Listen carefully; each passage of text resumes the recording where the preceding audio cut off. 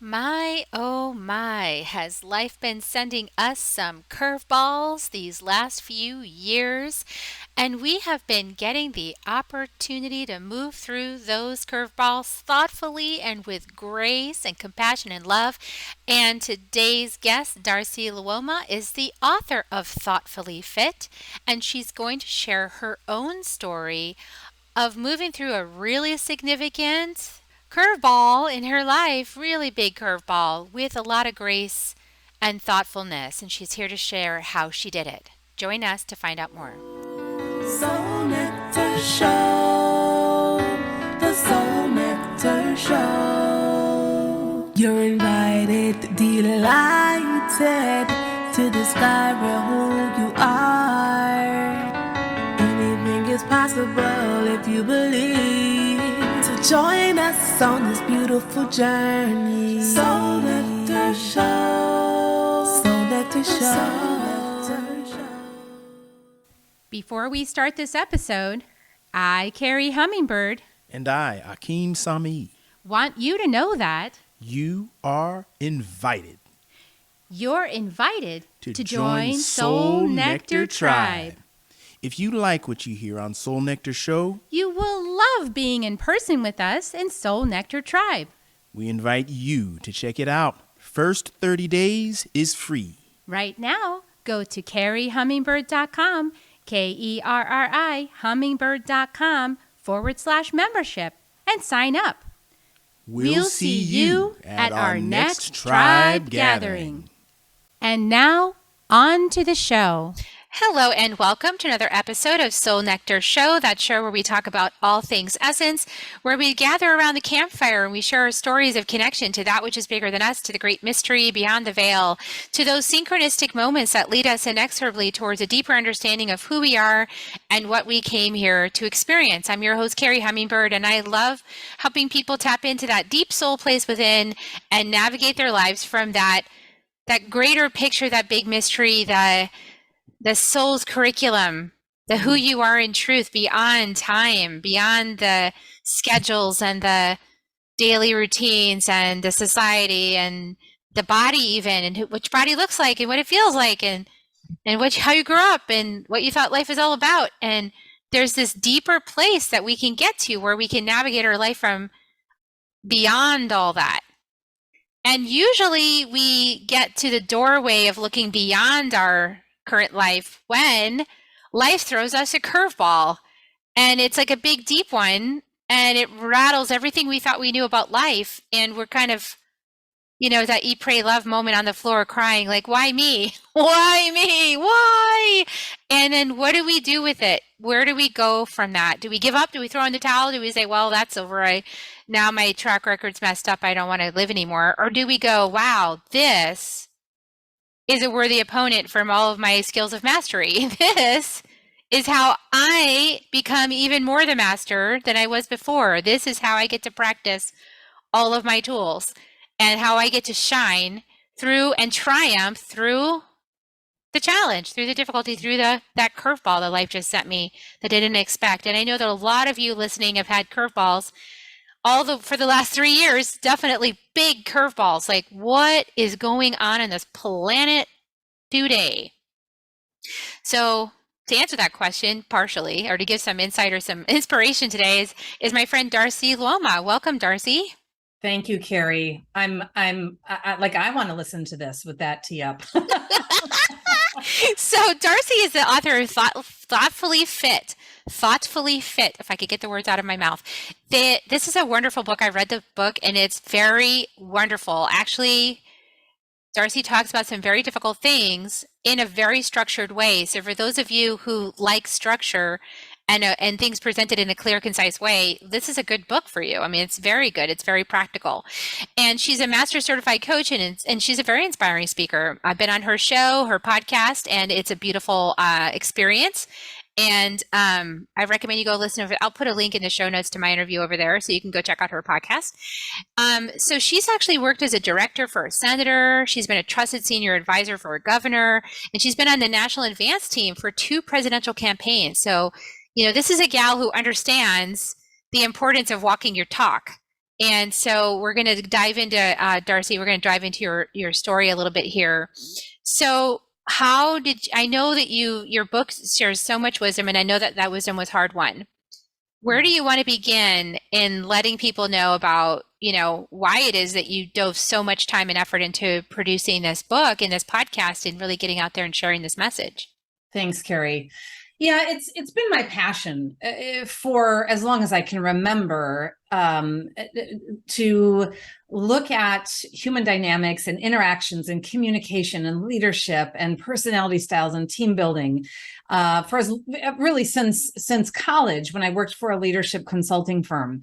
And so when I launched my full-time coaching consulting business in 2013, I started to notice I've coached thousands of hours. I've started to notice these themes that my clients were bringing into our coaching conversations, the obstacles, the hurdles, the struggles that get in the way of them achieving their goals and getting the success they wanted personally or professionally. So that's what started this 5-year deep dive process to research what are the obstacles and the hurdles that get in the way. And what that resulted in was our philosophy and our model on Thoughtfully Fit, how to handle yourself thoughtfully in any situation, so that you can get back to doing what you do best instead of overreacting, acting impulsively, silently stewing, and then not being able to focus on what you love. So that created the Thoughtfully Fit model.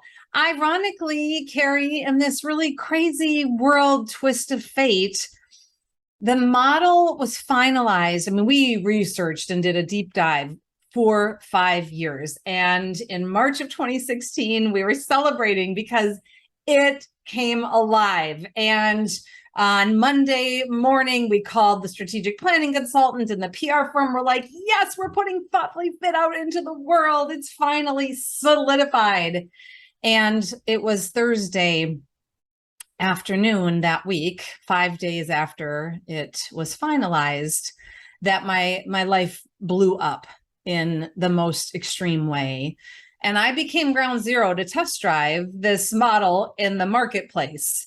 My neighbor called me and said, Darcy, what is going on at your house? There are 40 or 50 police cars and a SWAT team with guns surrounding your house.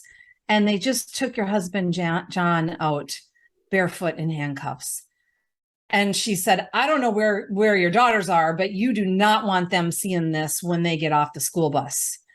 And it turns out, I found out later, that my husband was arrested for sexual assault of a 15-year-old girl.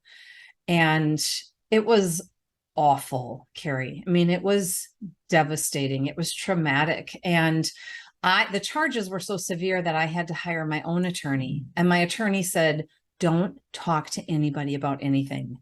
And so here I am at the worst moment in my life, the biggest nightmare ever. And I can't go to my support system. And so Thoughtfully Fit became literally my lifeline in my worst moment. It's not the best go-to-market strategy. I don't recommend it, but it helped me get through that. You usually want to test out those things before you get into the limelight. It's like, I want to be sure I know how to live this way before I'm in the limelight and everyone's watching me to see if I can be my own medicine. Like, that's what a huge challenge that is. I've heard this from other people, and definitely has been my personal experience as a muse, as a channel of higher wisdom, so to speak, into the, into this third dimensional experience. I've heard from many people that once you start a container like this, like a project like this, like, hey, I'm going to learn how to be thoughtfully fit. Like, I'm going to teach people like the way to be thoughtful no matter what is going on. And then life says, awesome, cool. I wonder if she can be thoughtful through this. And then, like some huge thing unfolds, like, and not to downplay it, because that's just shocking and terrible and everything else. Like, it's the last thing you'd want to find out happening, your week of your book launch, or just any time in your life, period, with your partner, and to find out that that's been going on. That's shocking, and it's dismaying. Right. And it's also this opportunity, right? Like we can change how we think about it. And I think that's based on what I've read in your book. That's what you did, right? You actually went to the tools and you went, okay, what are my tools for being thoughtful in this moment? That's absolutely right. Because the obstacles and the hurdles my clients were having were all of a sudden now I was having them multiple times a day, an hour, so much to do. I can't even think, not handling myself the way that I'd like, relationships that aren't working, feeling stuck, reacting poorly when blindsided. Those are all the hurdles that my clients bring in. And here I am, having all of them in that moment. And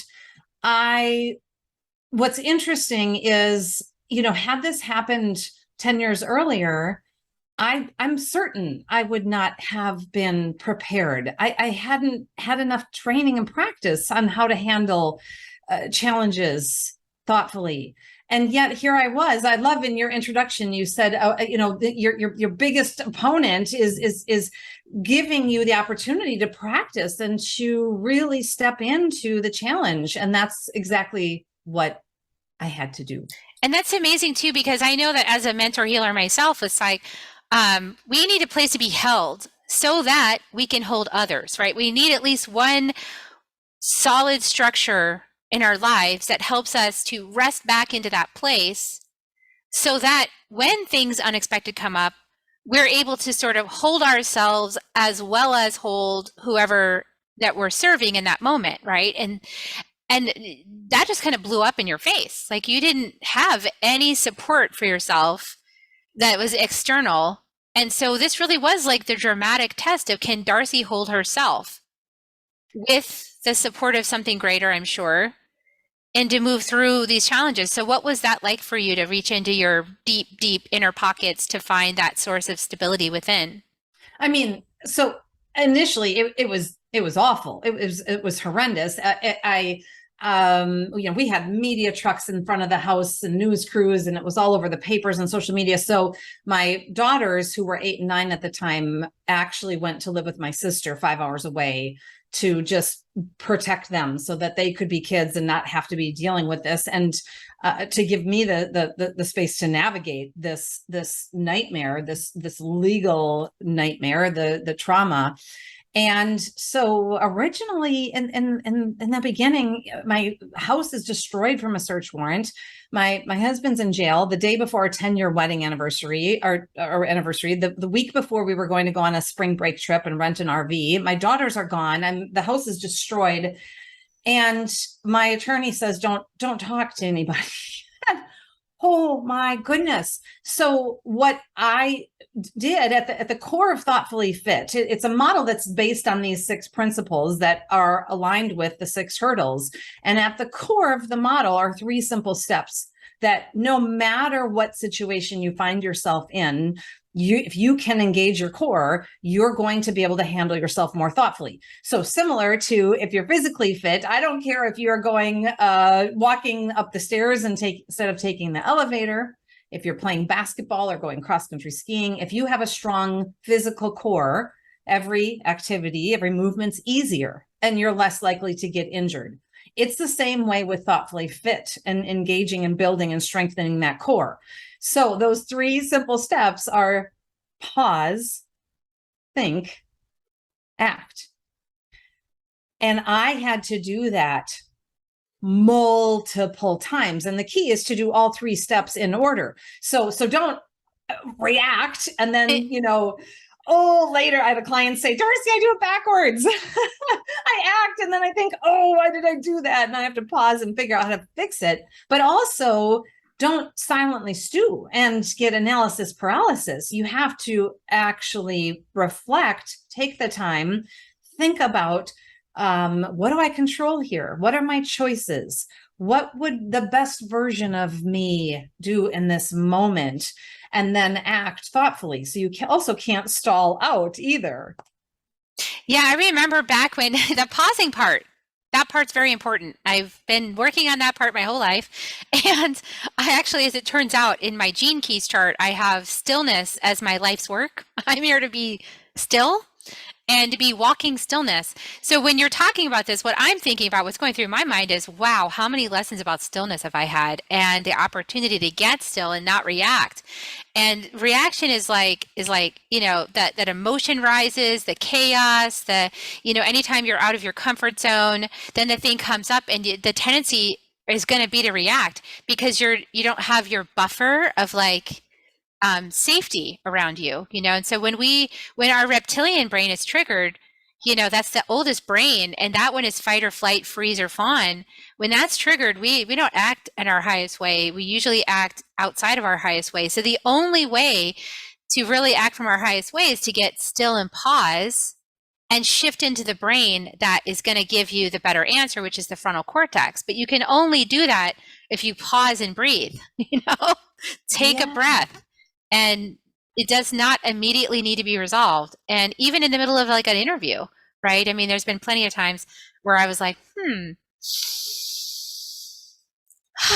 yeah, what I'm feeling is this, because if I just gave a quick answer, that wouldn't be really what I needed in that moment. And I'm sure with media, think how greatly prepared you were with all the work you were doing for governors and things like that. I mean, they face that kind of assault all the time on them, almost provoking them, trying to get them to react, because people seem to feast on reaction too in our society.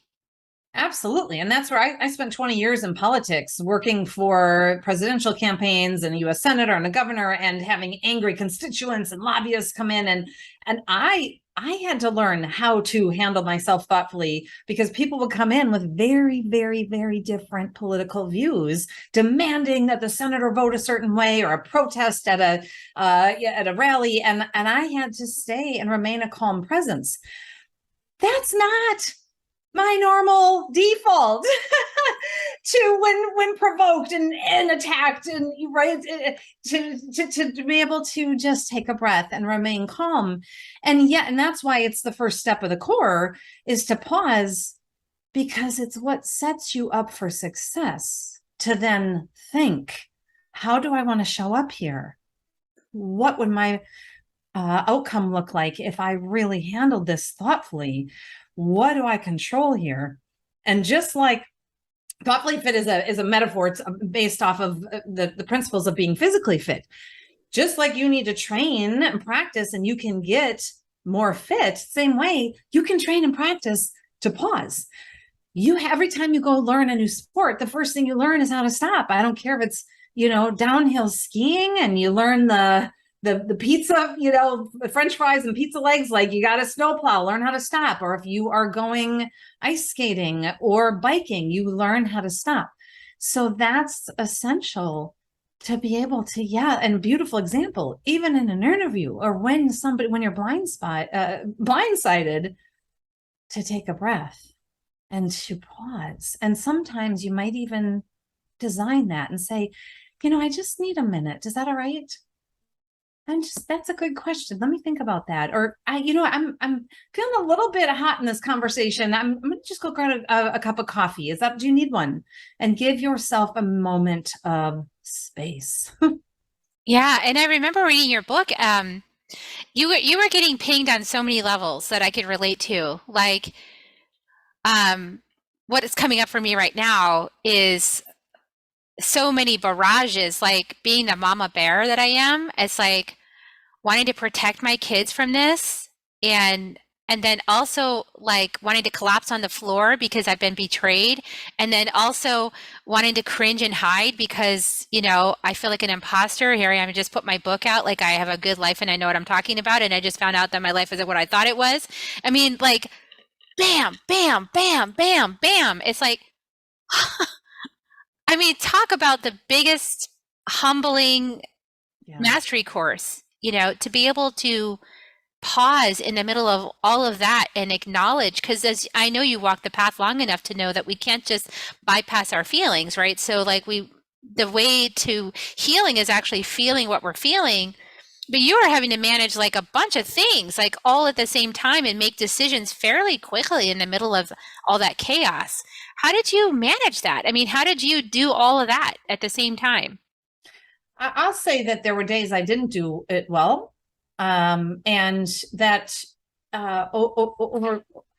over time, as this played out, in addition to just continually going back to my core, just pause, getting the email, getting the phone call from the woman who says, if I find out there's any pictures of my daughter, the police have any pictures or video, I'm sending the mafia to your house. Oh my gosh, breathe, pause. Okay. Like in that moment, talk about fight or flight. Like, oh man, my mama bear, I wanted to fight back. Like, what? Are you kidding me? You're a friend. Or I can't believe. Pause, breathe, think. And in the think, you're asking yourself questions. And so in that moment, I'm like, what's going on here? This is my friend. This is out of character. What I realized is she is scared. Her daughter was at our house a lot under my ex-husband's supervision. This isn't personal. She's not attacking me. It's coming out as an attack. And so in that process of being able to pause and think, then I acted by really showing empathy for her instead of defending myself or getting angry or defensive, just like, this is really scary. Yeah, I know. And we're going to get through it. And so that and again, there were moments I did not do it well. There always are. We're human. And yet, the more I could continually raise awareness just to pause and think and act, the better I did. Now, of course, I then also got a really good therapist. I worked with several child psychologists to figure out what do I tell my two daughters that my husband was a full-time stay-at-home dad. The girls had never, ever went to bed without their dad tucking them in and reading a story and making them breakfast in the morning. And literally with zero notice, he was gone. And when he was taken away that afternoon, he never came home. He was sentenced to 10 years in prison. And so I did A, take my own medicine. B, I worked with a lot of therapists, a lot of healers. I hired a crisis communications firm and got therapists for the girls to be able to help me navigate each step of the way when I was paralyzed and stuck and didn't know how to navigate it. Yeah, there's so much that you were facing in that moment, and that you gave yourself that pause and then gave yourself the resources. And I think that's another key point for everyone because what's really hard is to ask for help. Yeah. We're sort of conditioned to think that if you ask for help, that you're somehow weak or there's something wrong with you, or if you get emotional, like that's inappropriate, because our society is really like geared towards sort of logical mental stuff and not really like facing the human part of ourselves, and that we're going to have feelings. I remember when I was in corporate America and this is why I left corporate America, is because I don't have a poker face, so like I never fit in. People knew when I was pissed or when I was sad, and I couldn't help it. Like I couldn't hide that. And so I would never win the corporate game of pretending. So I just like, I'm really not meant to be there. And so I think it has shifted a little, but I don't know that it's shifted all that much because I'm not really in that realm anymore. But I know how important it is to really acknowledge our feelings and to give ourselves support and ask for help when we need it, to really have that confidence that everything is going to be better if you just ask for support. Yes, absolutely. And, Carrie, that was one of the things that I really reflected on. I really prayed on it and was very thoughtful about whether or not to go public with my story. And because I was scared that all I have is my reputation. You own your own business. That's your credibility, is your reputation. And I'll tell you what was fascinating to me is that the exact opposite of my fears played out when I decided to go public, and there was a magazine feature story, Bravo magazine, that I was in, and then the book Thoughtfully Fit is all about how I used these 6 practices that I had designed for my clients, by the way, thank you very much, and then ended up using in my own life. Number one client. Yeah, how it helped me. That's the book is outlining that story in a firsthand perspective way. What happened was I started, instead of losing, I mean, maybe I lost clients that people didn't reach out because they're saying, "Oh my God, she must be crazy. Her ex-husband's a convicted felon, sex offender. No, thank you." I don't know, maybe, but if they aren't didn't reach out, I don't know that they didn't. I'll tell you what did happen is I started having more people, women, teams, organizations reach out and say, "Oh my gosh, okay, I had something really horrible happen. My business partner embezzled from me, and I haven't told anybody because I'm in so much shame that I went into business with somebody who's shady and I can't tell, and it's killing me, and I'm sick now, and I don't know how to navigate this." You can't believe the stories of people that actually came out saying, "You are working through something in a public way that is really hard. I'm hiding from something that's really hard and it's killing me. Can you help me figure out how to navigate this?" And I guess what sparked that was your comment that it's hard to ask for help, and yet we need support. Yeah, and actually it's like a big burden to try to keep secrets, and it really feeds the imposter monster, because the imposter monster loves that you're ashamed of yourself and wants you to hide everything. And I can relate to you because in my book Awakening to Me, I told a lot of sordid details about my, mental health challenges and things that were going on in my life before I found my path. And, some of those things, I never wanted to sensationalize it. They're the kinds of things that I could totally sensationalize and get a lot of attention for, but I chose not to because that's not what I'm here for. I'm not here for the drama or the sensationalism or any of that, although it would give me a lot of big audience if I did. But I was like, no, I'm not interested in that. What I'm interested in is the slow growth path that really demonstrates the medicine. It demonstrates the teachings. It demonstrates that if somebody that wrote that book in 2012, like I was at that time, can turn out to be who I am today through inner mastery and honesty and transparency and vulnerability, then nobody has any excuse for not doing the work. And that's not a shaming statement. That's just a fact. Like what you've gone through is another demonstration.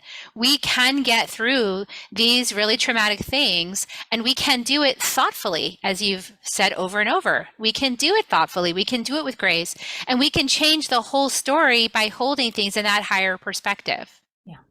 Absolutely. And I'll say, if anybody's listening or watching who is holding a secret and in a place of shame, that's okay. That's where you're at in your journey. Self-compassion is so important. I didn't start with this place. I was scared. I had to work to get to the place, and I had to decide who was safe. As I shared, I'm where can I be vulnerable, and who has earned the right to hear my story, and who can I trust to support me on this journey?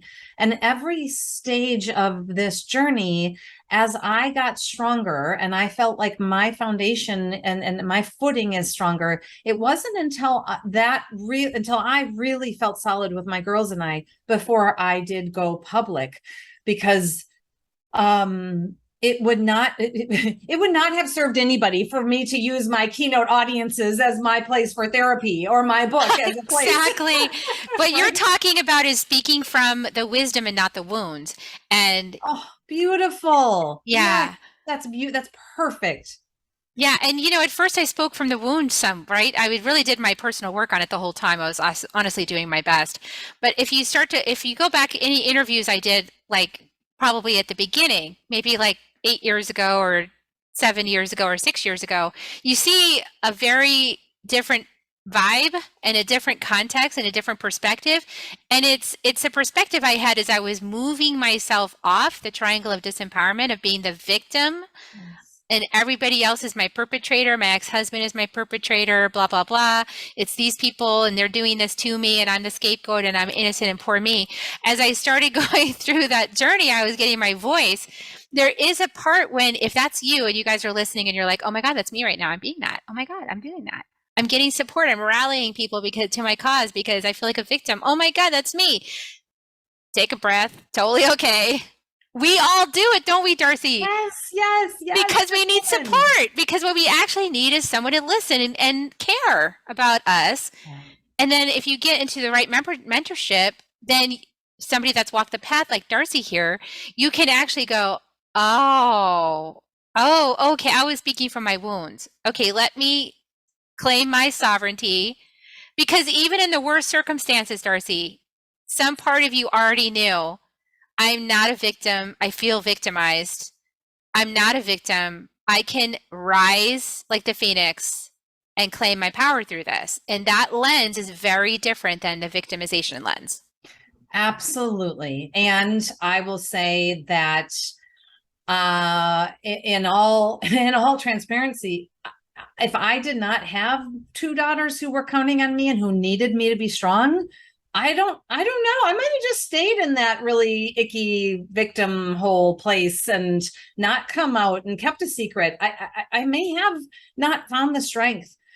I just knew, and again, in working with psychologists and child therapists and my therapists, like, my girls need me to heal and to recover and to get to a place of strength. And part of that journey for me, thank God for my sister and her family for being a safe place for my daughters to go for a couple of months while I dealt with the immediate trauma and crisis and fear and anger and all of that. That was a gift they gave me. I remember when I was working with my crisis communications firm, because I was scared I was going to lose my business. And as a business owner, I have no paycheck. If I don't have clients, I don't get paid. And I remember when she told me, Darcy, you need to take a couple of months off to deal with this. And it's so interesting, Carrie, because I feel like I have pretty good instincts, business instincts, pretty good mom instincts. My instincts were exactly opposite. I was like, I need to do this keynote in this team retreat and this coaching client. Like, I have more bills now than I've ever had, tens of thousands of dollars. I can't let my foot off the gas. I have to work. And she said, Darcy, you need to take some time off and deal with this. If you don't, you are not going to be in a good place later on. And I remember saying to her, I said, Lori, I don't agree with you, but I'm paying you to advise me right now when everything's foggy and my world's upside down. I'm going to do what you're telling me, but I don't agree and I don't like it. It was the best thing ever to step away from my clients and my work and to really feel the feelings, to be angry and sad and emotional. And I think part of the reason I'm going down this tangent is because what we're not telling people or listening is, don't be the victim, buck up, be happy, find the bright side. No, we're not saying that. I'm not saying that at all. Feel your feelings, be in the pain, be in the anger. Find the safe places to do that so that you can evolve to go from being wounded to having wisdom. Yeah, because the wisdom is a thing. And I honestly feel like a lot of women, and I don't want to discount men, so anyone who's listening, please don't, take this as a gender bias. But being a person in a woman's body, I'm more tuned in and noticing women's challenges. And one of the things I notice is there's a lot of women having this challenge of discernment and leaning in and questioning and being conscious and noticing things, and the intuition really opening up and not gaslighting yourself to think everything's fine. There's this I don't know, I had what I would call rose-colored glasses before. And then when I got the divorce and all this stuff happened, it's like all of a sudden I started realizing that I had been sort of not noticing certain things out of some kind of avoidance, and so what you were talking just now, I was wondering about that, if you had any reflections on that, looking back, as you were doing your processing. Wow, were you just kind of gaslighting yourself? Did you just not see things? Or also when you were saying I don't want to stop, I just wanted to keep going and I didn't want to stop and feel my feelings. That's another thing. I feel like we have to give ourselves the space to let the full impact of the thing land, because that's where the transformation happens. Yes. And I believe it's coming to strengthen us. So I agree wholeheartedly. And I think, if I were really honest with myself, while at the time I said, I have to work, I have bills, I have to pay health insurance. I, I was scared to have stillness because it means I had to sit with the aftermath of the deep, deep betrayal and wound of someone who was my chosen life partner. And I had to sit with all of that. And my instinct to stay busy and keep working would have it would have served me to continue to be numb and to continue to go through the motions.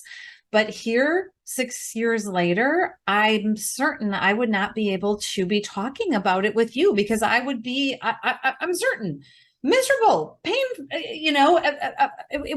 I would have been stuffing it. And part of the reason I know it is because the people that I work with that have done that, they're dealing with the aftermath of having turn off all emotions, numb out, work harder, whether it's work is your outlet or food or alcohol or whatever, you name it, exercise. I had to learn to be with the pain.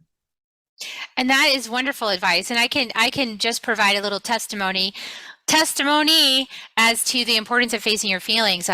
Because I was like not facing my feelings for about 20 years and on taking the not feeling pills, for about 10, 13 years.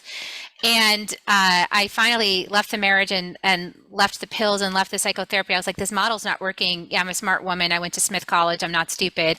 It's not working. I need to change the model. Clearly, I need to get outside this. I finally took that proactive action because I was ready to heal. I was ready to face it. I was ready to feel it. I was ready to heal it. And within 6 months, I had to get an operation because I had a Texas grapefruit sized cyst on my ovary. It was like this big. I couldn't even bend over. They had to drain it. I called it my marriage cyst. I could also easily call it my gaslighting self cyst, where I like wouldn't face my feelings. Wow. And that could have killed me, so they had to drain that, take it out. And I was in such relief in the post-op room. And then the nurses were like, nobody's ever happy after this surgery. What is wrong with you? And I said, no, you don't understand. You just took my marriage out of my body. You just took 20 years of stuffing myself and quieting myself out of my body. It's gone. That pain, you just took it. So one of the most powerful examples I've heard. I mean, of course, we know that the mind and the body are so interconnected, and stress does horrible things to the body. And like that just is the most powerful physical example of how that stress manifested in your body. It was amazing. Yeah. Wow. And so I recommend everybody please listen to what Darcy's saying.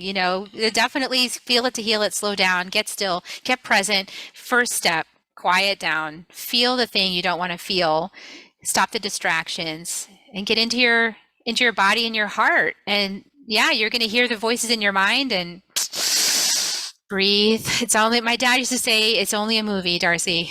Oh. It's just a movie. And sometimes I imagine when I'm in those moments and facing that stuff, I just like get my popcorn and I'm like, oh, this is a movie. Awesome. It reminds me of John Lennon, the quote he said, in the end, everything will be okay. And if it's not okay, it's not the end. There you go. It's not the end yet. Yeah. Well, it is the end for you in terms of, that particular aspect of it is concluded and you've moved on with your life. And I'm sure it's not the end because, these things are family, ancestral and things like that. But at least that major trauma has gone through and you've handled it. So what I know that you have some ways for people to get to know you. I mean, if this wasn't enough to get to know Darcy, I don't know what else you guys need. But I know that you also have a free quiz, the Thoughtfully Fit quiz. Yeah. If anybody's curious about what those 6 hurdles are that clients bring in where you get stuck, you struggle, thoughtfullyfit.com has a free quiz. It's 2 or 3 minutes, and it'll spit out and tell you your biggest hurdle and then some strategies on how to start to train to clear that hurdle. They're the same strategies that I used with my crisis that my coaches and my team and I used with our clients. And they're the same strategies that are outlined in the Thoughtfully Fit book. The number one antidote to pain and not being thoughtful is self-awareness. And if you can increase your awareness on where you're getting stuck and what your biggest obstacles are, that's the first step to then start to train to clear those hurdles. Oh, that's beautiful. So helpful. And self-awareness comes when you activate the witness inside, which happens when you're still. Yes. So there you go. That witness has seen a whole lot of stuff. Oh, you're like tweetable. This whole episode, I want to tweet all these quotes you have. I'm going to go back and do that. Tweet. Yes. I'm like a little birdie. I'm a hummingbird. Hummingbird. I love it. They don't really tweet, but they flap. They buzz. So, well, that was beautiful. I really appreciate you coming on the show, Darcy. Thank you so much. And I recommend everybody get a copy of the Thoughtfully Fit book. Go take a look at that. Go listen to the podcast. I'll put a link to the episode I was on the podcast, and I'll put a link to Darcy's book, Thoughtfully Fit, and also the quiz. Go take a look at all that. If you need a little extra support, that's what I'm doing here. I like to provide doors. There's many doorways you can enter to find your solution. Ultimately, it's your solution, right, Darcy? Ultimately, each person got to walk the path of mastery. Absolutely. And, Carrie, I don't know why the universe brought us together, but you have such wisdom, and your the way you present yourself and your wisdom is so accessible. It's truly an honor to be here with you today, and to be on this journey with you. So thank you very much. Well, I appreciate you, Darcy. You're just one hot mama. You got a ticket going. So we're gonna close up now. I just want to really encourage everybody. Please like, share, subscribe, send this out to your friends. If don't be totally obnoxious with it, but if there's somebody that you think might like it, share it out, open-handedly with no expectations and just with some grace. And we're going to give you kisses now. Here come the kisses. You want to help me give kisses, Darcy? Absolutely. Okay, here come the kisses, everybody. We love you. We send you blessings. Sending kisses. We'll see you guys next time on Soul Nectar Show. Bye for now. If you found even one gold nugget in this episode of Soul Nectar Show, will you do us a favor? Will you subscribe, like, and share this episode? Maybe even write a comment and let us know what you thought about it. We really, really want to engage with you at a much deeper level. Let's be part of community together. Have a great week, everyone. Bye for now. To dive in deeper to nourishing conversation, visit soulnectar.show. Soul Nectar Show. Awaken away to show. Take a sip from the drip of nectar, from the source of who you are.